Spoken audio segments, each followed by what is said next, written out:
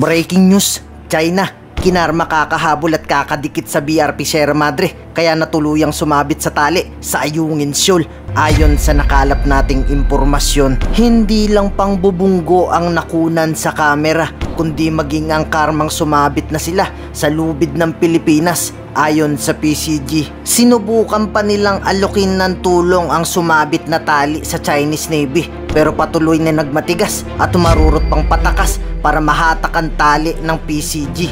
May isa pa palang insidente sa pagitan ng mga tropang Pilipino at Sino. Dahil sa pangaharang ng China, sumabit ang bangka nila sa kable ng isang Filipino fishing boat. The karma that they experience when they try to shadow our resupply vessel. Our troops stationed at BRP Sierra Madre offered their assistance. Of course, China refused because they don't want Filipinos to be helping them. What is quite amusing is that they still have the guts to challenge our radio message. China Coast Guard is a misplaced bully in the West Philippine Sea, in our maritime zone. Framing ng China is that nagpapagamit daw tayo sa Estados Unidos. May away ang dalawang malaking bansa at tayo ay nakikialam at tayo ay at dahil dito pwedeng maggera at masasama tayo sa gera, no? That is the position of China which the president clearly denounced. So ilang minuto na rin tayong sinusundan itong isa sa mga barko ng Chinese Coast Guard. Makita naman natin kung gaano ito kadikit dito sa ating sinasakyan, ang BRP Sindangan.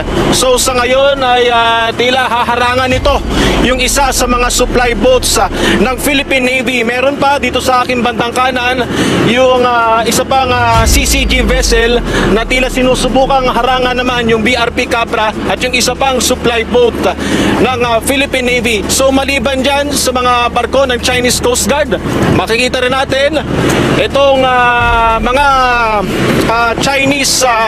mga Chinese militia vessels, yung kulay asul na yan, mga Chinese militia vessels yan na tila katuwang nag-CCG sa tangkang pagharang sa ating sinasakyang barko. Tuluyang nagkat ang barko ng China sa BRP Sindangan at nag-dangerous maneuver. Mabuti na lamang at bumagal ang barko ng PCG dahil posibleng magkaroon ng pagbangga. May isa pang sumunod na barko ng CCG na mas malaki. Kanina, hinahabol lang tayo ng isa sa mga barko ng Chinese Coast Guard. Pero ngayon ay hinarangan na tayo ng CCG vessel. Pero dito sa aking kanan, may isang mas malaking humarang. Ito yung Chinese Coast Guard vessel. Ang kanyang bow number ay 5305. Ang nasabing barko ang pinakamalaki sa mga CCG vessel na humabol at humarang sa mga barko ng Pilipinas. Nanatiling bantay sarado ng mga CCG vessel ang mga barko ng PCG. Sa kabila nito ay nakalusot ang dalawang resupply boats hanggang Ayungin Shoal bago mag alas 11 ng umaga, matapos ang ilang oras na habulan at harangan. Mag-alas 4 ng hapon nakabalik ang mga ito, tanda ng matagumpay na RORE mission at walang nasaktan sa ating tropa.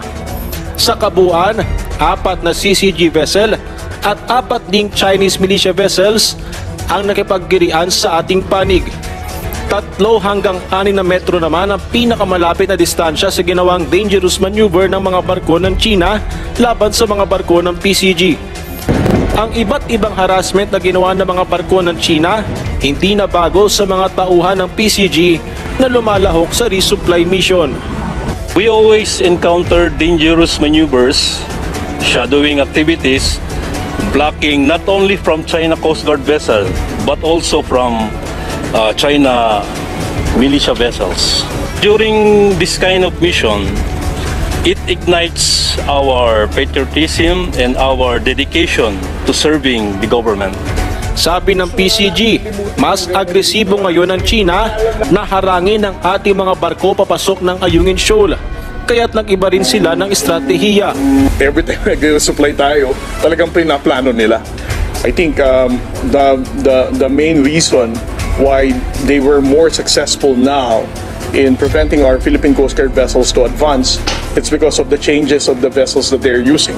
Right now, they are deploying a much more smaller China Coast Guard vessels with more capability to maneuver.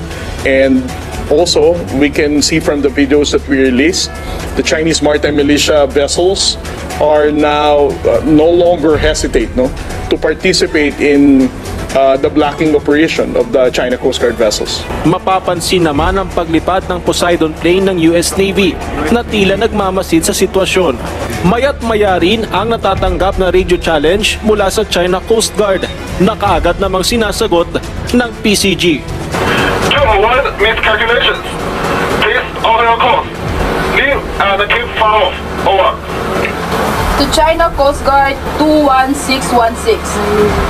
This is Philippine Coast Guard vessel, BRP Sindangan, MRRB 4407, conducting lawful routine maritime patrol within the Philippine Exclusive Economic Zone. In accordance with international and Philippine national law, we are proceeding according to our planned route. Request to stay clear from our passage in accordance with the collision regulation. Over. Mas naging agresibo pa rin ang China.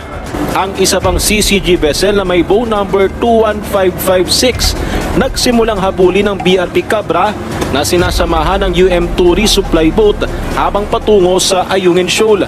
Lumapit ang isa pang CCG vessel na may bow number 21551 at ikinahon ang barko ng PCG at naturang resupply boat.